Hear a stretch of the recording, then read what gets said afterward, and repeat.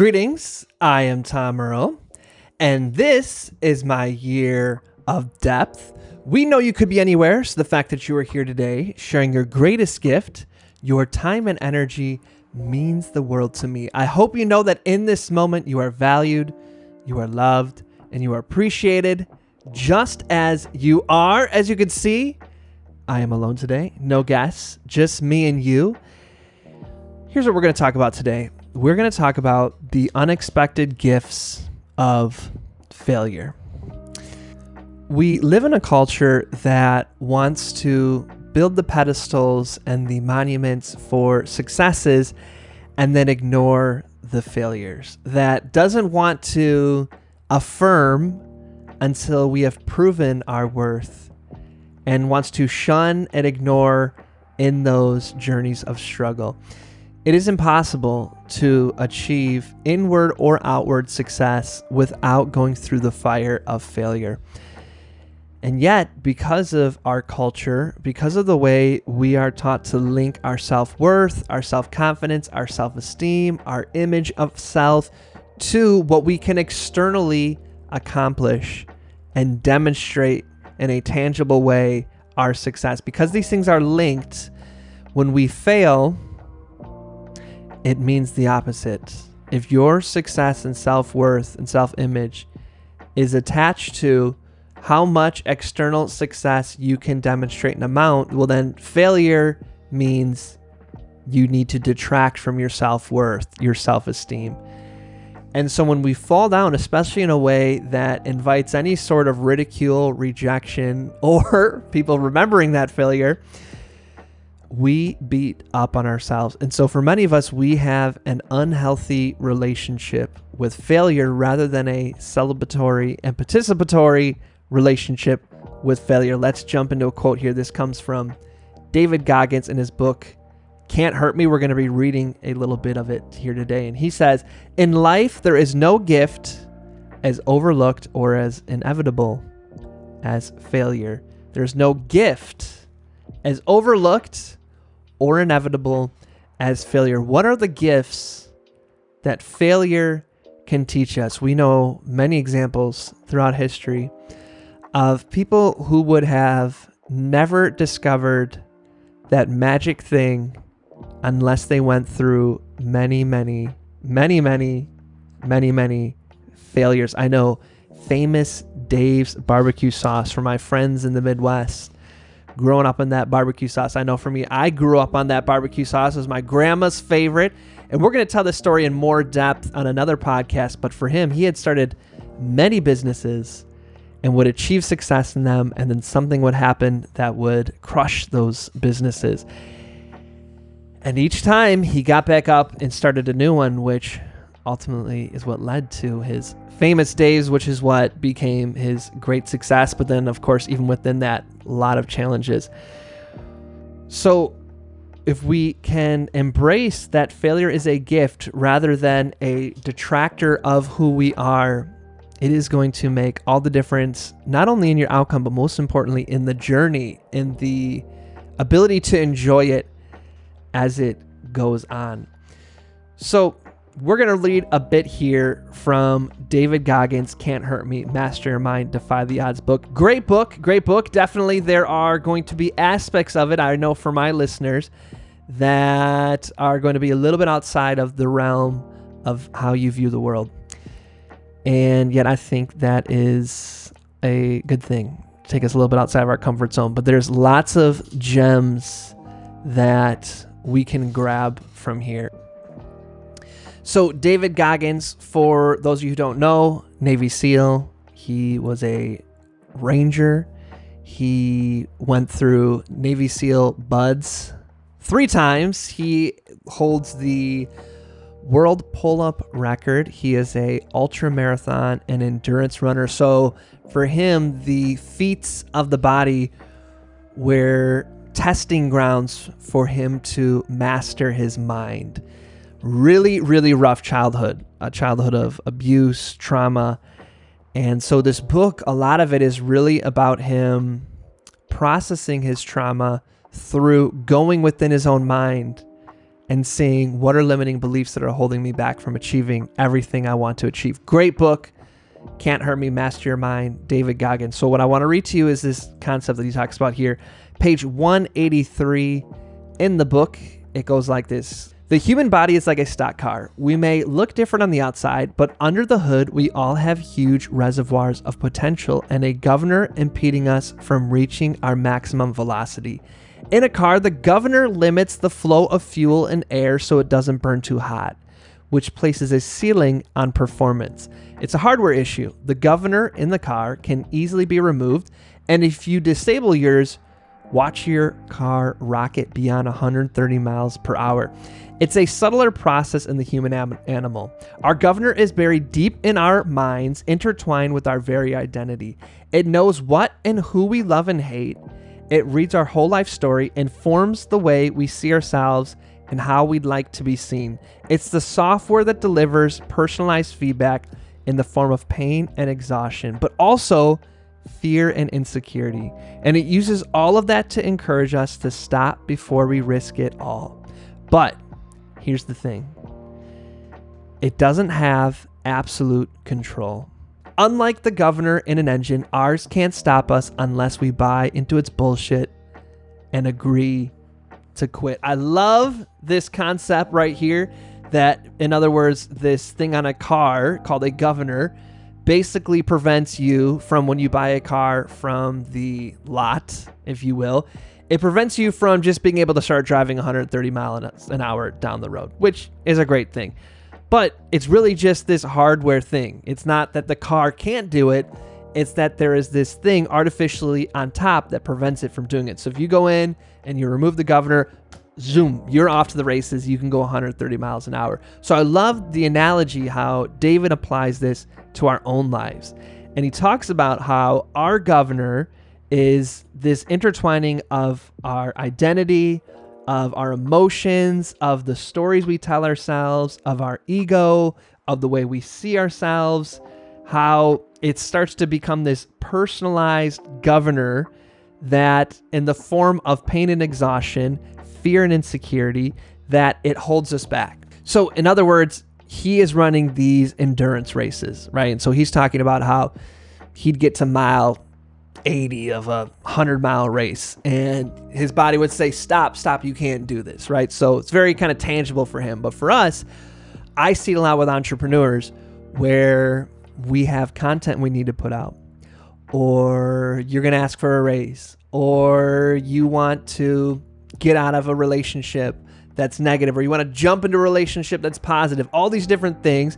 Our governor then introduces exhaustion or fear or insecurity, or that voice in our head that tells us it won't work out. That is the mindset governor that stops us, especially when we buy into it. So I love that analogy. So he goes on in the book. I'm going back to the book, page 184, David Goggins, Can't Hurt Me. Sadly, most of us give up when we're only given around 40% of our maximum effort. Even when we feel like we've reached our absolute limit, we still have 60% more to go. That's the governor in action. Once you know that to be true, it's simply a matter of stretching your pain tolerance, letting go of your identity and all your self-limiting stories so you can get to 60%, then 80% and beyond without giving up. I call this, David Goggins, I call this the 40% rule. And the reason it's so powerful is that if you follow it, you will unlock your mind to new levels of performance and excellence in sports and in life, and your rewards will run far deeper than mere material success. I love that. So for all of us, finding that ability when we reach that 40% threshold and our own governor, using our stories, using our limiting beliefs, using our identity, that it starts to hold us back. How can we find ways to emotionally, mentally, and we can move past the governor that's holding us back? And so I invite all of us, what are the ways that our own mind is holding us back from moving beyond our 40% potential into the 60, 70, 80, 90? What are, when you feel them come up, what are those limiting beliefs that hold us back? What's helpful for me is as I move through something, let's say I have a goal, I have a vision, I have a dream, and it could be big, it could be little, it could just be to be more consistent in something. And when I go to execute on that intention, when I go to move into, instead of it being a dream, into action, what are the thoughts that come up that are telling me not to? And if you can actually go ahead and write those down, you can start to see how those are thoughts that were put in your brain by someone else, by the society we live in, by our parents, by these people who don't believe in us. And that we have then taken on as our own beliefs and installed this, as David Goggin calls it, governor in our brain. I love that. I love that. I love that. So for you, what are the governors that hold you back from going beyond your 40%? I'm going to read here another passage from David Goggins' book. This is page 284 to 285 in Can't Hurt Me. So he talks about the importance of who we surround ourselves with and how this plays into our failure and how we deal with failure. So here we go in the book. A lot of us surround ourselves with people who speak to our desire for comfort. I'm going to run that back. Rewind. A lot of us surround ourselves with people who speak to our desire for comfort. People who would rather treat the pain of our wounds and prevent further injury than help us callous over them and try again. We need to surround ourselves with people who tell us what we need to hear, not what we want to hear, but at the same time, not make us feel we're up against the impossible. We're going to run that back again. We need to surround ourselves with people who will tell us what we need to hear, not what we want to hear, but at the same time, make us feel we're up against the impossible, but at the same time, not make us feel we're up against the impossible. So David says, my mother was my biggest fan. Whenever I failed in life, she was always asking me when and where I would go after it again. She never said, well, maybe it isn't meant to be. David continues, most wars are won or lost in our own heads. And when we're in a foxhole, we usually aren't alone. And we need to be confident in the quality of the heart, mind, and dialogue of the person hunkered down with us, because at some point we will need some empowering words to keep us focused. And he adds, and deadly. Y'all, reading this just makes me love my wife so much, Adora Wandu Earl, even more. She has, at so many times, I think of it, I can have the energy of a freight train and the self-assurance and confidence. And there have been times where she has, I say it, stepped on the tracks and been like, whoa, you are on a path, a mindset. You are doing something that if you continue this, let me be honest with you, it's not helping you. And I'm like, no, but what about this? But what about that? Can't you see this? Can't you see that? And she has that courage and love to give me that feedback. And at the same time, I know for myself, especially in the early days of my business, and by early days, I mean, that's so funny. Not just early days, as soon as a couple months ago, I'd say, oh man, I need to take this course or I need to hire this coach because I'm just not there yet. And she would always say to me, my wish for you is that you would see that you already have all of the tools you need, that you don't need someone external to give them to you. You already have what you need. And so in those times where I would come up against the walls of failure and feel inadequate, and instead of recognizing that I have the power, the creativity, the ideas already within me to move through this failure, I think I need something outside of myself. And she would come and remind me, just look within. I'm paraphrasing. She says it all much better than I do, but just makes me think of my gratitude for her. So one of the things that we're taking away from here is we all have that governor on our mind. And one of the ways that the governor either gets stronger and holds us back, or we can start to remove the governor, is by the people we surround ourselves with. And let's just say one more time, we need to surround ourselves with people who will tell us what we need to hear, not what we want to hear, but at the same time, not make us feel we are up against the impossible. People who won't say, Maybe it's not meant to be, but instead when we fail, we'll say, when and where are you going to go after it again? We need to be confident in the quality of the heart, mind, and dialogue of the people we surround ourselves with. And so for you, who are you surrounding yourself with right now?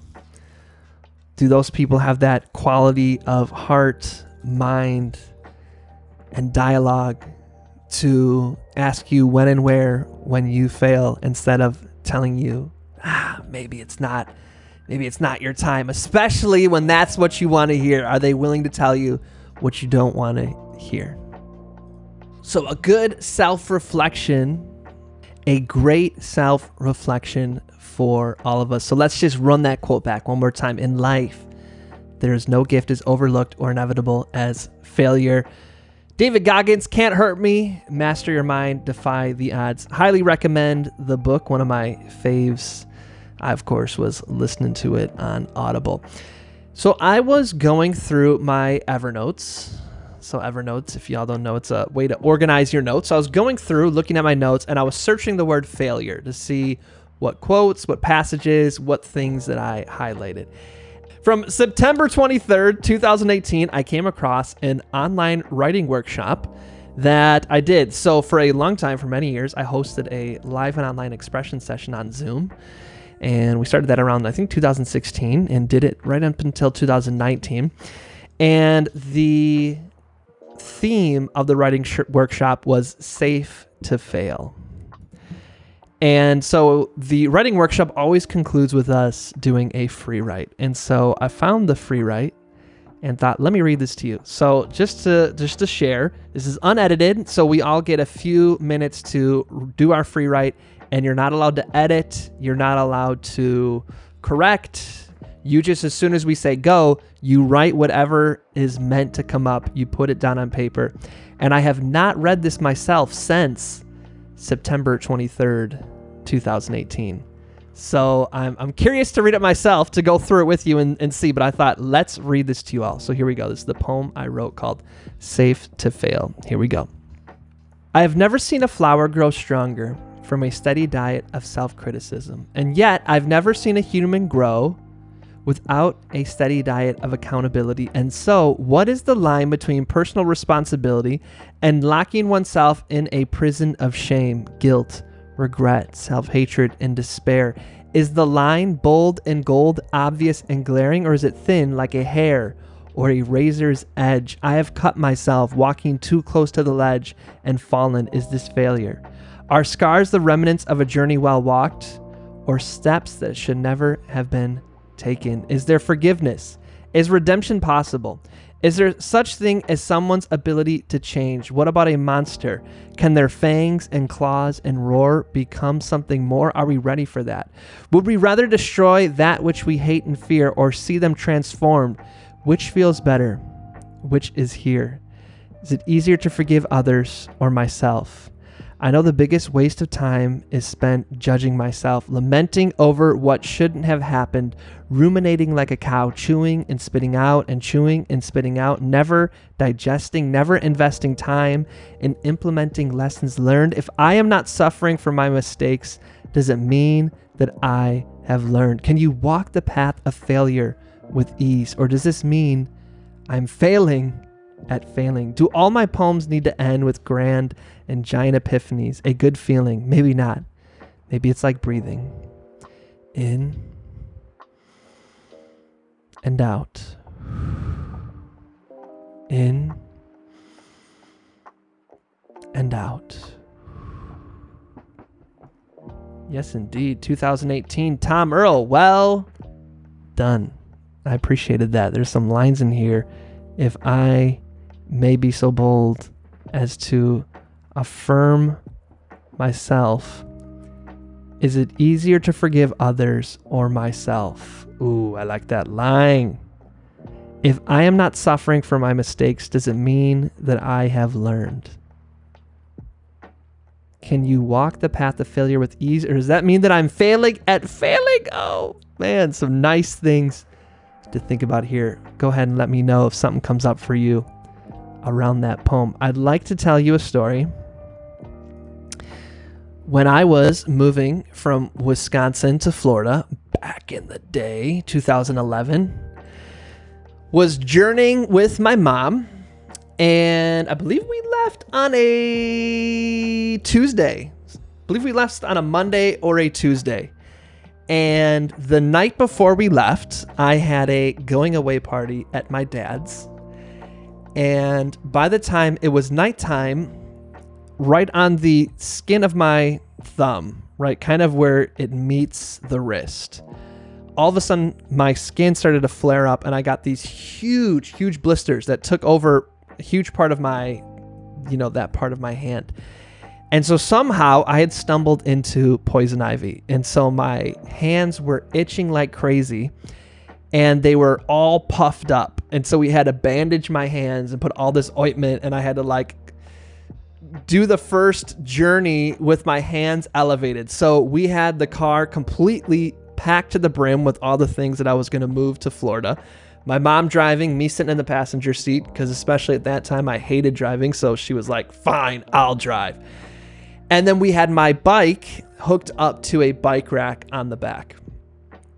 So this is the journey you take out of Wisconsin to Florida. This is the first part of it. You leave Wisconsin, you go through Chicago, out through Illinois, and then you get into Indiana. And when you get into Indiana, the speed limit becomes 70 miles an hour, which we all know everybody's going about 8-9 miles an hour over the speed limit. So they're going almost about 80. Now, 90% of the people who are on the road are huge semis. So basically envision this, 2-lane highway, freeway, whatever they're called, 2 lanes on each side. And these huge semis going 70 miles an hour down it. So I'm looking behind us and I realize, oh my God, Mom, the bike is falling off of the bike rack. Everybody's worst fear, if you've ever had a bike on the back of the bike rack, this is always everybody's worst possible fear.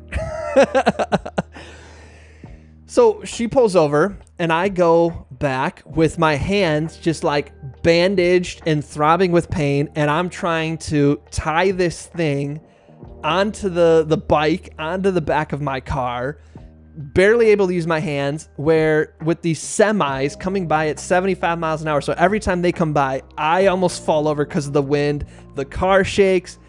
It is a disaster. My mom is probably fearing for my life. I can't imagine Jayama, even when she's 24, being out on a highway like that. And so we're like, we have to get off this highway. So we somehow tie it. I somehow tie it to the back of the car, and we drive off of the highway. And it was hilarious. So much hilarity ensued. The bike started to fall again. So my mom pulled over and I got out of the car to fix it, but she forgot to put the car in park because we were both so panicked. So the car started running away from me. It was just this whole thing. So we were like, this is not going to work. This bike rack is clearly broken.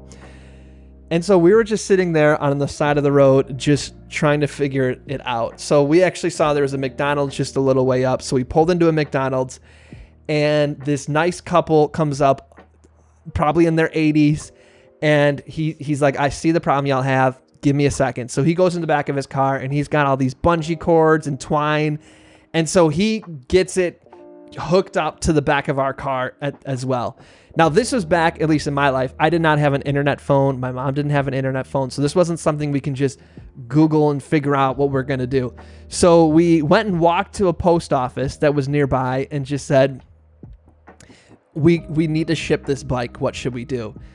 So this was a small town, right? Everybody kind of knows each other. So the post office says, go up to Ned's bike shop. So we drive up there, get to his bike shop, super friendly guy. We tell him we need to ship this thing. So he's like, I got it. So what he does, takes off all the duct tape, everything we used to get it onto the back of the car. And he brings it inside his shop. And he finds a box at a Specialized bike. That's the name of the brand, Specialized. So he goes and finds a brand new Specialized bike, pulls the bike out, takes my bike completely apart, puts it then in the box that the new one was in, tapes it all up, gets on his phone. Hey, Joe, can you bring your pickup truck down? Joe comes and brings his pickup truck down. They put the box into Joe's pickup truck. And then they said, follow Joe. We follow Joe. He takes the box for us to a UPS store that his buddy Mike or something runs. It's like, hey, Mike, can you help these good folks out? They weigh the bike, get it shipped. I think it was $200. And we're like, to the guy who drove it, can we give you some money for gas? No. We go back to the bike shop. Dude, you saved our life. Can we give you some money? No, just pay it forward. I mean, just telling it to y'all, if you can just imagine the stress of, I'm sitting here with these poison ivied hands. I got my whole life in this car. What are we going to do with this bike? We still got another 36 hours to drive. And before the internet where you could Google where to find things, the post office just says, go here. And this person just takes the bike apart for me, packs it all for me, calls his friend with a pickup. They take it to the UPS because there's no way we were going to get that box into the car. It was just, it's even to this day, what is it, 10 years later, the human capacity for kindness. It was one of those unexpected gifts of a huge failure, because by all stretches of the imagination, your bike falling off of your car on the freeway an hour and a half into a 36-hour drive is a failure. And it became this thing that we just really got to see human beings shine, and that my mom and I continually laugh about and come back to. And we just say to ourselves, why didn't we try to ship this thing from the beginning? And it's because we had to go through that so that we could have this story. And so when you get a chance to have perspective when it comes to failure, when you have the opportunity to look back, the stories that you tell around the campfire, if you have campfires, I'm very country, we have campfires, or to your family, or on podcasts like this, really the stories that we tell are adversities, failures, face plants that we overcame and somehow found the resilience to move through, and to really see the gift that they were offering us all along.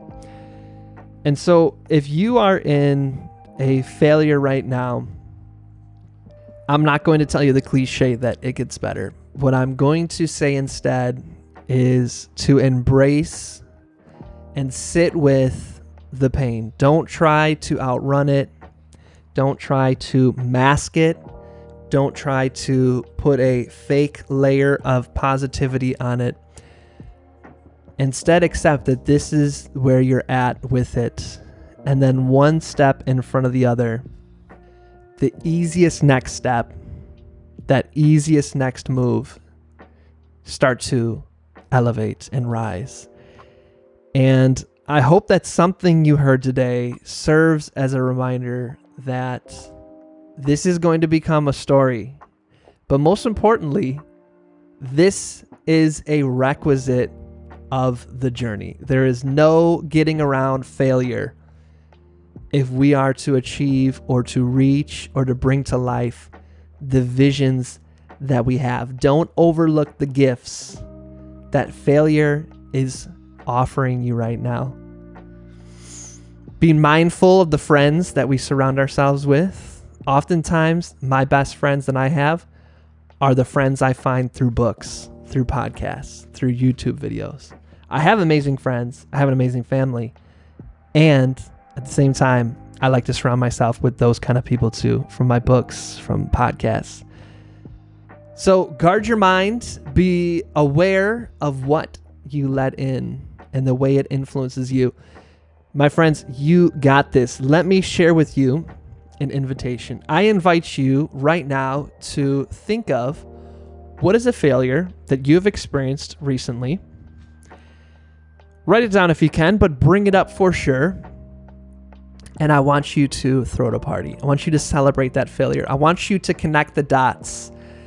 If you would not have failed, the lesson that you wouldn't have gotten to learn. If you didn't fail, the gem, the gift, the jewel, the insight, the iteration, the pivot that you would have missed out on. My business right now, we are experiencing wonderful highs. And within those highs, we have had many, many, many lows. So many times I have put something out there thinking this is going to be it, and it failed spectacularly. And that failure is what allowed me to go deeper and to see what is it that I really want to do, and how can I communicate this in a way that adds value. And if it would have went right from the beginning, I wouldn't have had the chance to arrive at where I am now. And I'm so grateful for where I am now. And I know there will be many more failures that I will forget about all of this. I'll be saying, oh, who said anything about failures? Awesome. This sucks. And so this is also not just an episode for you, but it's a time capsule for myself. But friends, let me know if you're willing to. What was something that resonated with you, that stuck out to you? What was something that you appreciated or that meant something to you? Or what was something you'd like to push me on further? Tom, I'd like for you to rethink this. I'd be more than happy to receive that feedback, that affirmation, that accountability. Tom@tomearl.com or at Tom, T-O-M, Earl, E-A-R-L. Artist is all of my social media. And if there's any way we can support you with your marketing, just let us know. What we got for you is a free Facebook ads bootcamp, tomearl.me/FB as in Facebook, FB ads. We have a bootcamp there for you, the psychology of marketing. And then we also go through our entire system we use. This has been such a blessing getting to talk to you about failure, my friends. As always, I'm wishing you peace and blessings. Thank you. One more thing. I'd love to continue the conversation. Feel free to join me at tomearl.com/join. Subscribe below, or let's connect on social media. Tom Earl Artist. Thanks again for watching.